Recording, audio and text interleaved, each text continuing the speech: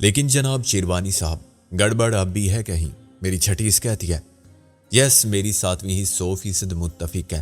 گڑبڑ کہاں ہے آخر؟ اس کا بھی پتہ چل جائے گا، میں نے کہا۔ جاوید صدیقی نے سب کو مطمئن کرنے کے لیے کہا، دراصل یہ میرے پلان کا ایک حصہ تھا۔ مجھے ڈر تھا کہ کچھ لوگ لاش کو غائب کرنے کی کوشش کریں گے تو کچھ چودھری دلاور کو چھڑانے کی۔ لاش کی تلاش میں وہ کہاں جا سکتے تھے؟ یہاں لاشیں کہاں محفوظ رکھی جاتی ہیں؟ وہ شہر کے مردہ خانوں کو کھنگالتے اور اگر واقعی لاش یہاں ہوتی تو چوری ہو جاتی یا بدل دی جاتی۔ میں نے لاش کو تھانہ انارکلی کے انچارج کے سپرد کر دیا، مگر وہ اس کے باوجود غائب ہو گئی۔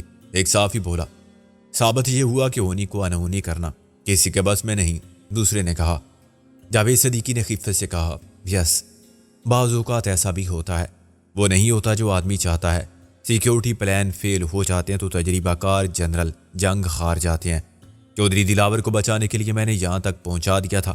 کسی زندہ آدمی کی تلاش میں یہاں کوئی نہیں آ سکتا تھا۔ چودھری دلاور یہاں محفوظ رہا۔ ایک رپورٹر نے کہا، آپ کو خدا کا شکر ادا کرنا چاہیے کہ آپ کا سیکیورٹی پلان یہاں فیل نہیں ہوا، ورنہ مردہ فرار ہو سکتا ہے تو زندہ بھی ہو جاتا۔ تیسرے نے سوال کیا، جاوید صدیقی صاحب، کیا رات کو کسی نے یہاں سے لاش لے جانے کی کوشش کی تھی؟ کوئی یہاں آیا تھا لاش کی تلاش میں؟ I don't know, Javed Siddiqui بولا۔ کیا یہ غلطی نہیں کہلائے گی؟ اگر آپ اپنے آدمی مردہ خانے میں پوسٹ کر دیتے تو وہ ان کو گرفتار کر سکتے تھے۔ جو یہاں کوئی لاوارث لاش لینے آتے، رشوت دے کر مردہ خانے میں چودھری دلاور جیسے حلیے کسی آدمی کی لاش کو تلاش کرتے۔ ایک رپورٹر نے کہا، جب آپ کو شک تھا کہ ایسا ہونا ممکن ہے تو پھر یہ خیال کیوں نہیں آیا آپ کو؟ اور ایسے ہی کیا کسی نے تھانہ انارکلی یا دوسرے تھانوں کی حوالات میں چودھری دلاور کو تلاش کیا؟ ابھی مجھے یہ بھی معلوم نہیں، ہر تھانے کی رپورٹ نہیں ہے میرے پاس، جاوید صدیقی نے چلا کر کہا۔ میرے ذہن میں صرف ایک خیال تھا، چودھری دلاور اور ایک لاش کو رات بھر محفوظ رکھنے کا۔ اس کے لیے میں نے جو مناسب سمجھا کیا، مگر تھانہ انارکلی مناسب جگہ نہیں تھی۔ ایک رپورٹر بولا، آپ نے کہا تھا کہ وہاں کا انچارج بھروسے کے قابل ہے، آپ کا اندازہ تو غلط ہو گیا۔ جاوید صدیقی اب مشتعل ہونے لگا تھا۔ انچارج کے بارے میں میری رائے نہیں بدلی، یہ بدماشی نچلی سطح پر ہوئی ہے۔ آپ مجھے تھوڑا سا وقت دیں، میں اس وقت ہر بات کا صحیح جواب دینے کی پوزیشن میں نہیں ہوں۔ میں معلوم کروں گا کہ تھانے میں ایک لاش کی موجودگی کا راز کس نے فاش کیا اور اس لاش کا سودا کرنے والے کو کیا ملا۔ اس نے بہت کاٹے کا سودا کیا کہ اسے معلوم ہو جائے گا۔ چودھری دلاور کو ایس ایس پی نے اپنی گاڑی میں بٹھانے کا حکم دیا۔ اس وقت تک فوٹوگرافر اس کی تصویریں لے چکے تھے، لیکن ابھی تک کسی کو بھی چودھری دلاور سے سوال جواب کی اجازت نہیں دی گئی تھی۔ جب اسے ہتھکڑی لگا کے پولیس نے گاڑی میں بٹھایا تو فوٹوگرافرز کے ساتھ رپورٹر بھی آ گئے تھے۔ جاوید صدیقی نے انہیں روک دیا۔ میں نے بتا دیا تھا کہ چودھری دلاور ایک قاتل ہے۔ عدالت نے صرف اس کے وکیل کو اور گھر والوں کو اس سے ملاقات کی اجازت دی ہے۔ صحافی خاصے مایوس تھے اور نقلی چودھری دلاور کی لاش کے غائب ہو جانے سے اچانک جاوید صدیقی کی ساری نیک نامی مشکوک ہو گئی تھی۔ اسے غیر ضروری ذہانت کا مظاہرہ کر کے حماقت کی تھی۔ اس کے سب اندازے اور اقدامات غلط ہو گئے تھے۔ 24 گھنٹے خاموش رہنے کا وعدہ کرنے والے صحافی جانتے تھے کہ اب لاش واپس نہیں مل سکتی، اور خواہ اس لاش کو غائب کرنے والوں کی مدد کے جرم میں پولیس کے ایک سب انسپکٹر، ایک ہیڈ کانسٹیبل اور 2 کانسٹیبل برطرف کیے جائیں، گرفتار ہو جائیں یا جیل چلے جائیں۔ جو داغ جاوید صدیقی کے کردار پر آ گیا تھا وہ ختم ہونے والا نہیں تھا۔ نہ جانے اسے افسران بالا کے سامنے اور عدالت کے روبرو اپنے دفاع میں کتنے دلائل دینے پڑیں گے، مگر دلیل سے کون مانے گا کہ اس نے جو کچھ کہا تھا سچ کہا تھا؟ کہاں ہے وہ لاش جس کا ڈیتھ سرٹیفکیٹ اور پوسٹ مارٹم رپورٹ اس نے عدالت میں پیش کی تھی؟ لاش غائب ہوگی تو کیا اس مجرمانہ غفلت کی ذمہ داری سب سے پہلے براہ راست اس پر عائد نہیں ہوتی؟ کیا وہ بتا سکتا ہے کہ لاش لے جانے والے کون تھے؟ جاوید صدیقی خود بھی سمجھ رہا تھا کہ وہ کتنی مشکل میں پڑ گیا ہے۔ اس نے افسران بالا سے اپنے جیلر دوست خورشید عالم تک سب کو ملوث کر کے اپنی فرض شناسی اور ایمانداری ثابت کی تھی، اور جب وہ بحال ہوا تھا تو یہ اس کے حق پر ہونے کا ثبوت تھا۔ ذلت کے عارضی دور کے بعد بہت جلد اسے اپنی کھوئی ہوئی عزت واپس مل گئی تھی، مگر کتنا مختصر ثابت ہو رہا تھا۔ کامیابی کی خوشی کا یہ وقفہ آگے زیادہ کٹھن آزمائش تھی، اور شاید پہلے سے زیادہ رسوائی کا اندیشہ تھا۔ وہ سخت پریشان تھا، اس کا سارا اعتماد متزلزل ہو گیا تھا۔ جب پولیس کی ایک جیپ آگے روانہ ہوئی تو اس میں مسلح محافظ کسی بھی مداخلت سے نمٹنے کے لیے تیار کھڑے تھے۔ ایس ایس پی کی جیپ پر لائٹ گھومنے لگی اور اس کا سائرن گونج رہا تھا۔ جاوید صدیقی اب کوئی رسک لیتے ہوئے ڈرتا تھا، ورنہ وہ چودھری دلاور کو انسپکٹر ساجد کی نگرانی میں ہیڈ آفس سے روانہ کر دیتا اور خود تھانہ انارکلی جاتا، جہاں ASP آفتاب بے چینی سے اس کی آمد کا انتظار کر رہا تھا۔ آدھے راستے میں صحافیوں نے مطالبہ کیا کہ انہیں اتار دیا جائے، وہ ٹیکسی لے کر چلے جائیں گے۔ کہاں جائیں گے آپ لوگ؟ جاوید صدیقی نے کہا۔ تھانہ انارکلی، ایک رپورٹر نے کہا۔ میں بھی وہیں جاؤں گا، ہیڈ آفس میں چودھری دلاور کو چھوڑ کر۔ تھینک یو، ہمیں ذرا جلدی ہے۔ میں سمجھ گیا کہ وہ سب اب ASP آفتاب پر یلغار کرنا چاہتے ہیں، اور جو بات جاوید صدیقی بھی نہیں جانتا وہ اس سے پہلے پوچھنے کے موڈ میں ہے۔ مجبوراً جاوید صدیقی نے انہیں ڈراپ کر دیا۔ کیا وکیل صاحب ہمارے ساتھ نہیں جائیں گے؟ ان میں سے ایک نے محسن سے سوال کیا۔ محسن نے میری طرف دیکھا۔ میرا خیال ہے کہ ان کے ساتھ اچھا ڈرامہ دیکھنے کو ملے گا، ASP کی ایسی تیسی کر دیں گے یہ لوگ۔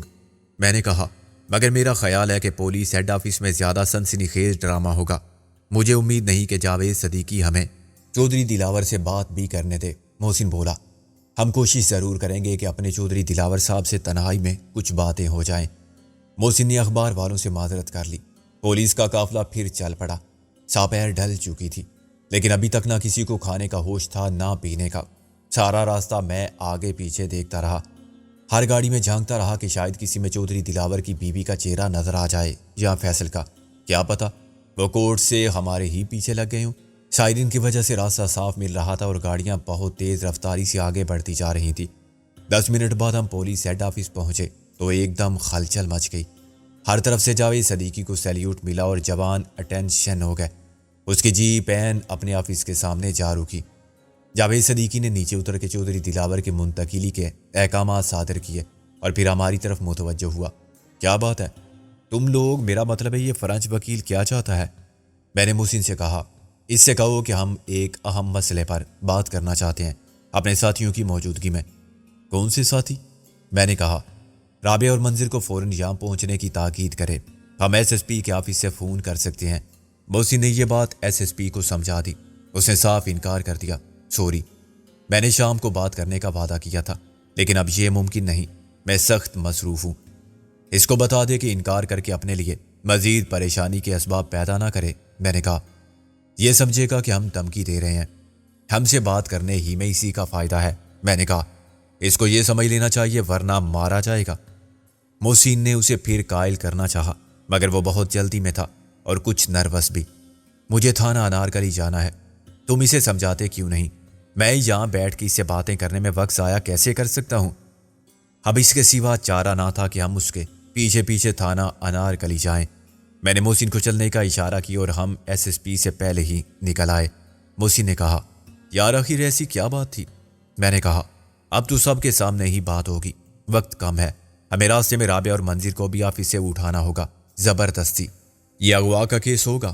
محسن بولا۔ کیا ہم یہ کار خیر گن پوائنٹ پر کریں گے؟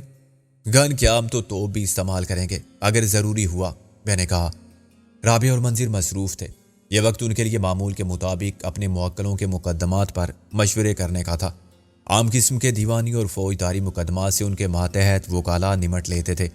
رابعہ اور منظر کے پاس ہائی کورٹ یا سپریم کورٹ کے کیس رہ جاتے تھے، یا پھر وہ پیچیدہ قسم کے قانونی مسائل میں ماتحت وکیلوں کو ہدایات دیتے تھے اور ان کی رہنمائی کرتے تھے۔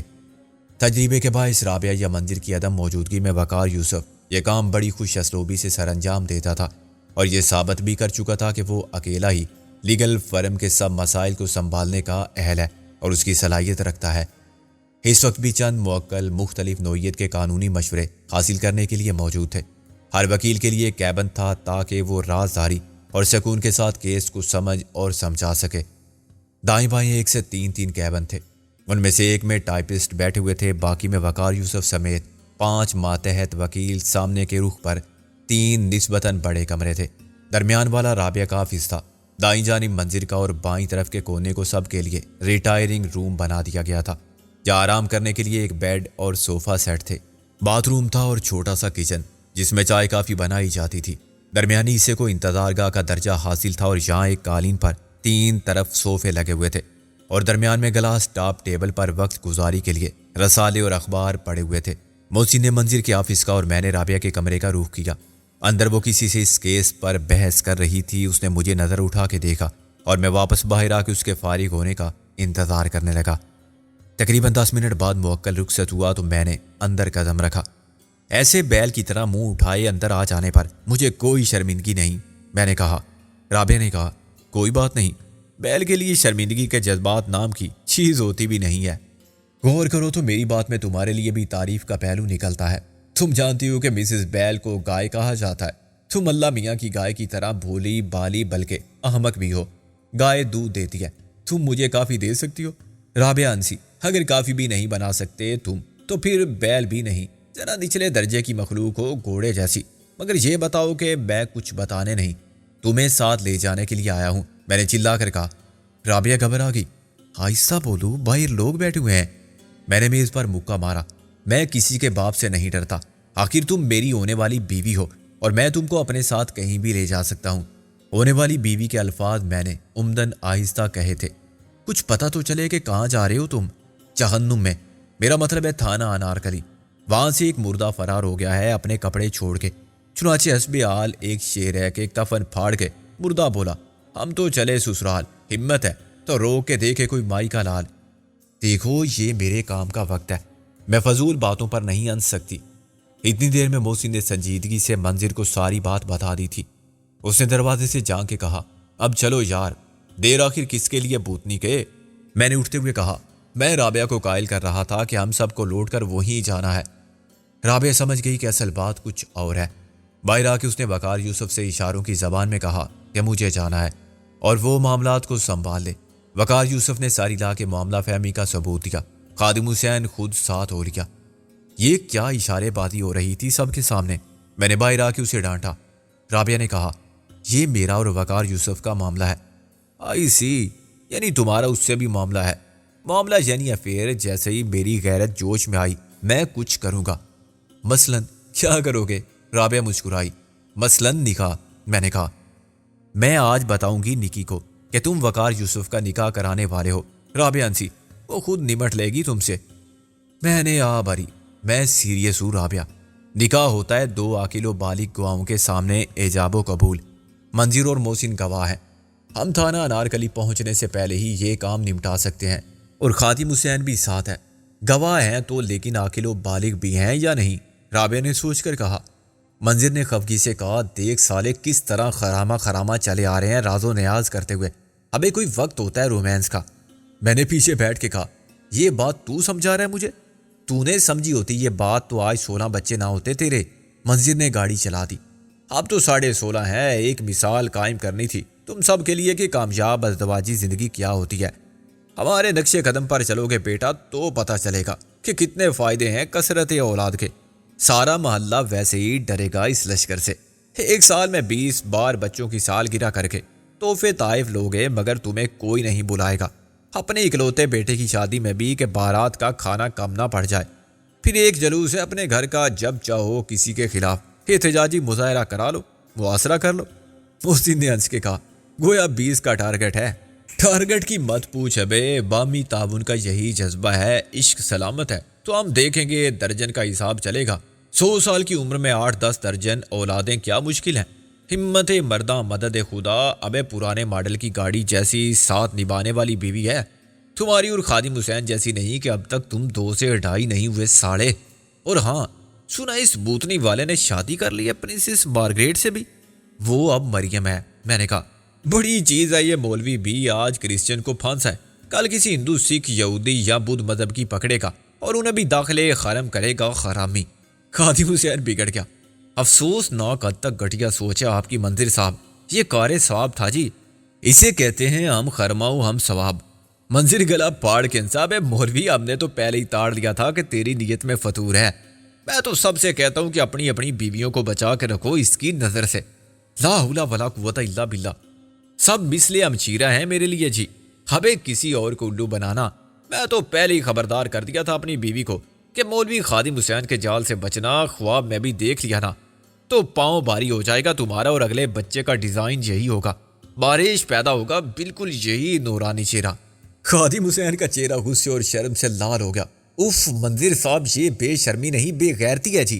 آپ اپنی منقوہ کے بارے میں کیا خرافات بک رہے ہیں، وہ بھی سب کے سامنے۔ خبردار کر رہا ہوں سب کو بوتنی کے، کسی دن پتہ چلے گا اچانک نکی، رابعہ اور گل تینوں کے نام نہاد شوہر بیٹھے ہیں چھڑے چھانٹ لاوارث گدھے کی طرح، اور سب کے چہیتے مولوی خادم حسین ہیں، تینوں کے مجازی خدا۔ آپ گاڑی روکیں جی، منظر صاحب مجھے سخت غصہ آ رہا ہے، میں کچھ کر بیٹھوں گا۔ خادم حسین نے دروازے کی طرف ہاتھ بڑھایا۔ چھوڑو اسے رابعہ، چھلانگ مارنے دو سالے کو، 4 ماہ 10 دن بعد ٹاس کر لیں گے کہ مریم کس کی۔ رابعہ کو اور میرا انسنس کے برا حال ہو گیا تھا۔ مولوی خادم حسین ہم سے بھی خفا تھا کہ اس بیہودہ گفتگو پر سب ہنس رہے ہیں۔ اس سے پہلے کہ بات زیادہ بڑھتی، منظر نے گاڑی کو تھانہ انارکلی کے باہر روک دیا۔ میں نے کہا خادم حسین تم بھی بے وقوف ہو، مذاق کو نہیں سمجھتے؟ لا حول ولا قوت الا باللہ جی، میں لعنت بھیجتا ہوں ایسے مذاق پر بھی۔ وہ اسی طرح خفا رہا۔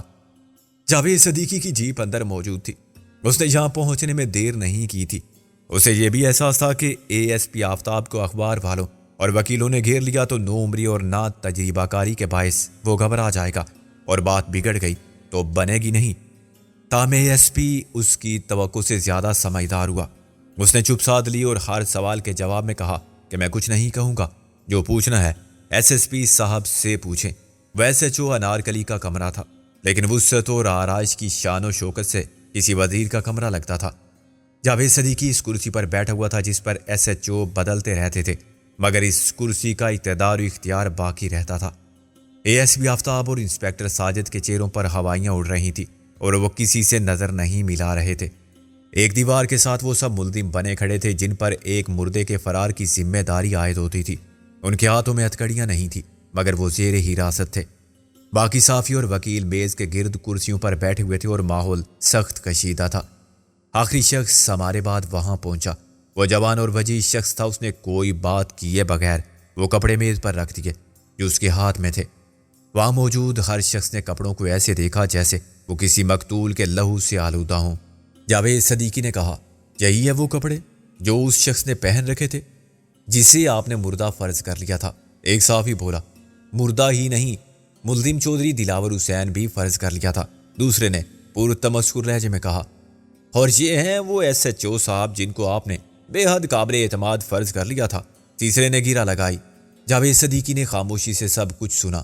یس، میں نے بہت کچھ فرض کر لیا تھا، میں اپنی غلطی کو تسلیم کرتا ہوں، لیکن یہ غلطی نتیجہ تھی میری خود اعتمادی کا۔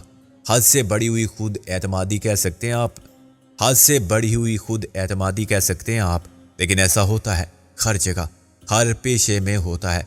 آج کوئی بھی احمق مجھے احمق کہہ سکتا ہے، جس کے ریکارڈ پر کوئی معمولی سی قابل ذکر کامیابی نہیں، جس نے تمام سروس میں صرف حاضری لگائی، وردی پہن کے مٹر گشت کی ہے، افسروں کو سلیوٹ مارے اور ملزموں سے سودے کیے ہیں، وہ بھی مجھ پر یہ الزام عائد کر سکتا ہے کہ کیا میری عقل ماری گئی تھی، کہ میں نے جیتے جاگتے زندہ آدمی کو مردہ مان لیا؟ لیکن میرا سروس ریکارڈ بہت شاندار ہے، یہ میں نہیں کہتا، وہ سب جانتے ہیں اور مانتے ہیں جنہوں نے میرے ساتھ کام کیا تھا۔ اس کا تازہ ترین ثبوت ڈاکٹر شیلی مرڈر کیس میں میری کارکردگی ہے۔ میں نے قاتل کا سراغ لگا لیا تھا، یہ آسان کام بہرحال نہیں تھا، اور پہلے بھی میں نے ایسے بہت سے کارنامے سر انجام دیے تھے۔ میں نہ تجربہ کار یا بے وقوف نہیں ہوں، لیکن وہ حالات ہی ایسے تھے کہ میں نے حقیقت کو ایسے تسلیم کر لیا، تصدیق کی ضرورت محسوس کیے بغیر۔ جیسے آپ کسی سے وقت پوچھیں اور وہ گھڑی دیکھ کر کہے کہ 7 بجے ہیں، تو آپ اس کی کلائی پکڑ کے خود گھڑی نہیں دیکھتے، مان لیتے ہیں کہ 7 ہی بجے ہوں گے۔ مجھے میرے مخبروں نے یہ اطلاع دی تھی کہ چودھری دلاور کو فرار کرانے کے لیے کیا طریقہ اختیار کیا جائے گا۔ اس کا اندیشہ پہلے سے موجود تھا۔ جب مجھے معلوم ہوا کہ ملزم چودھری دلاور کو کوٹ لکھپت جیل ہاسپٹل میں ہونے کی خبر بھی باہر پہنچ گئی تھی، یہ چودھری دلاور کے مخبروں کی کامیابی تھی یا ہمارے اپنے لوگوں کی ضمیر فروشی، یہ میں نہیں جانتا تھا۔ چودھری دلاور کے ہاتھ بھی بہت لمبے تھے۔ اس کے پاس ہر سطح کے کارکن تھے جو مختلف وقتوں میں اس سے مالی فوائد حاصل کر چکے تھے اور اپنی دولت سے وہ لوگوں کا ایمان، ان کی وفاداری خریدنے پر پورا یقین رکھتا تھا۔ وہ بھی کہتا تھا کہ ہر آدمی بدعنوان ہوتا ہے، لیکن ہر شخص میں مزاحمت کرنے کی قوت کم زیادہ ہوتی ہے، اسی حساب سے ان کی قیمت کا تعین ہوتا ہے۔ کم مزاحمت کرنے والے کم قیمت ہوتے ہیں، جو بہت زیادہ مزاحمت کرتے ہیں وہ بھی بلاخر بک جاتے ہیں۔ ایک حد ایسی آ جاتی ہے جب وہ سوچنے پر مجبور ہو جاتے ہیں کہ قارون کا خزانہ زیادہ کام آئے گا یا ان کے اصول، پھر بیوی بچوں کا مستقبل اور دنیا کی مادی خوشیوں کا خیال ان کے اصولوں کی دیوار گرا دیتا ہے۔ اور وہ قارون کا خزانہ قبول کر کے ضمیر کی شکست قبول کر لیتے ہیں؟ کہیں آپ کے ساتھ بھی تو ایسا ہی نہیں ہوا؟ ایک رپورٹر نے سپاٹ لہجے میں پوچھ لیا۔ جاوید صدیقی کا چہرہ صدمے کی شدت احساس ذلت سے تاریک ہو گیا، مگر وہ مشتعل نہیں ہوا۔ اب اس نے یہ سمجھ لیا تھا کہ سنگ زنی کرنے والے ہاتھ بہت زیادہ ہوں گے، دشنام ترازی کرنے والی زبانیں بہت ہوں گی، توصیف و تحسین کے پھول پیش کرنے والے ہاتھ ہمیشہ بہت کم ہوتے ہیں۔ دوسروں کی خوبی کا اعتراف کرنے میں آدمی ہمیشہ تنگ دلی اور کنجوسی کا مظاہرہ کرتا ہے۔ آپ مجھے براہ راست گالی بھی دے سکتے ہیں، جاوید صدیقی نے کہا، لیکن میں نے خود کو کبھی کسی اور کی نظر سے نہیں دیکھا۔ اپنا منصف ہمیشہ میں خود رہا، اور میں مطمئن ہوں کہ میرا دامن صاف ہے۔ یہ ہو سکتا ہے کہ مجھے ایک نہ کردہ گناہ کی سزا مل جائے۔ نظام انصاف دنیا میں کہیں بھی 100% فول پروف نہیں ہے، ایسا بہت کم ہوتا ہے، لیکن ہوتا ہے کہ بے گناہ پکڑے جاتے ہیں اور مجرم بھی ثابت ہو جاتے ہیں۔ مجھے اس سے کوئی فرق نہیں پڑے گا، کیونکہ میں جانتا ہوں کہ میں کیا ہوں۔ میں نے ایک غلطی کی تھی، ایک بشری غلطی جس سے کوئی انسان مبرہ نہیں۔ جب میں نے وین میں لاش دیکھی تو اس کی نبض دیکھنے اور دل کی دھڑکن کو محسوس کرنے کی ضرورت محسوس نہیں کی۔ لاش کو لے جانے والی وین جیل کے اندر سے آئی تھی، اس میں 2 محافظ موجود تھے۔ انہوں نے بھی بتایا کہ اس لاش کو لے کر وہ کہاں جا رہے تھے۔ میں نے ان کے قبضے سے ڈیتھ سرٹیفکیٹ بھی برآمد کر لیا اور مجھے پوسٹ مارٹم رپورٹ بھی مل گئی۔ اس پر ڈاکٹروں کے دستخط بھی تھے اور مہر بھی تھی۔ میں کیوں شک کرتا اور کیسے شک کرتا کہ جو شخص لاش بنا پڑا ہے وہ زندہ ہے؟ میں نے محسن کی طرف دیکھ کے سر ہلایا اور اس نے مسکرا کے سر ہلاتے ہوئے خاموشی کی زبان میں جواب دیا، یس، یہی میرا بھی خیال تھا۔ رابعہ نے کہا، کیا اب آپ نے یہ تصدیق کر لی ہے کہ وہ ڈاکٹر کون تھے؟ ڈیتھ سرٹیفکیٹ پر اور پوسٹ مارٹم رپورٹ پر دستخط کرنے والے؟ بس مس رابعہ، وہ دستخط کسی کے بھی نہیں تھے۔ دستخط پڑے نہیں جاتے، یہ کوئی انوکھی بات نہیں۔ اکثر لوگوں کے دستخط سے ان کے نام کا پتہ نہیں چلتا۔ دستخط کے نیچے مہر بھی تھی۔ مہر چوری بھی کی جا سکتی ہے، بنوائی بھی جا سکتی ہے، مگر اس کی ضرورت نہیں تھی۔ کسی نے آفس سے ڈیتھ سرٹیفکیٹ کا ایک سادہ فارم چوری کیا، پوسٹ مارٹم رپورٹ کا فارم حاصل کیا اور اس کی خانہ پوری کر کے مہر لگا دی۔ اوپر والے دستخط کون پہچانتا ہے؟ سب جانتے ہیں کہ اس معاملے میں تفتیش کا کوئی نتیجہ سامنے نہیں آ سکتا۔ کسی پر شک نہیں کیا جا سکتا اور سب پر شک کیا جا سکتا ہے۔ کوئی ڈاکٹر نہیں مانتا کہ یہ اس کے دستخط ہیں اور وہ ٹھیک کہتے ہیں، لیکن میں نے تو دستاویزی شہادت اور گواہوں کے بیان پر یقین کرتے ہوئے مان لیا تھا کہ وہ واقعی ہی ایک لاش ہے۔ مگر وہ لاش نہیں تھی، رابعہ بولی۔ کوئی کریکٹر ایکٹر جو لاش بن کے دم سادے پڑا تھا۔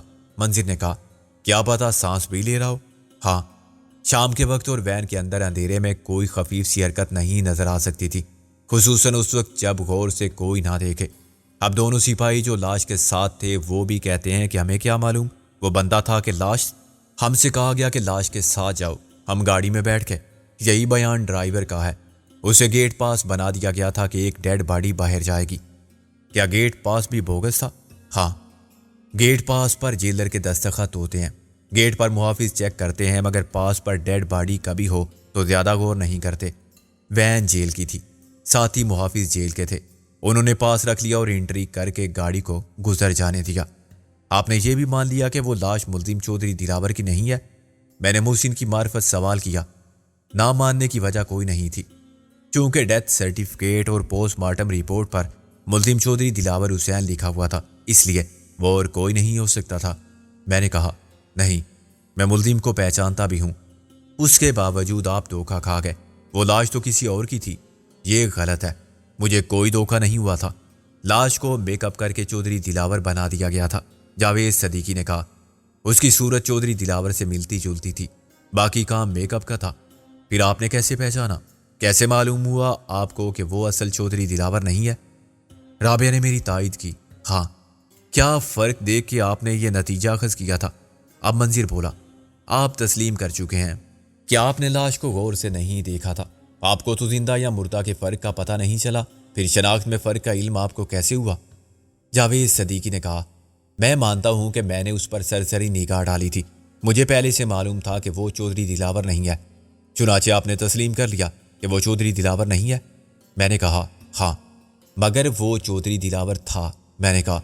ایک لمحے کے لیے جاوید صدیقی میرے سوال سے کنفیوز ہو گیا۔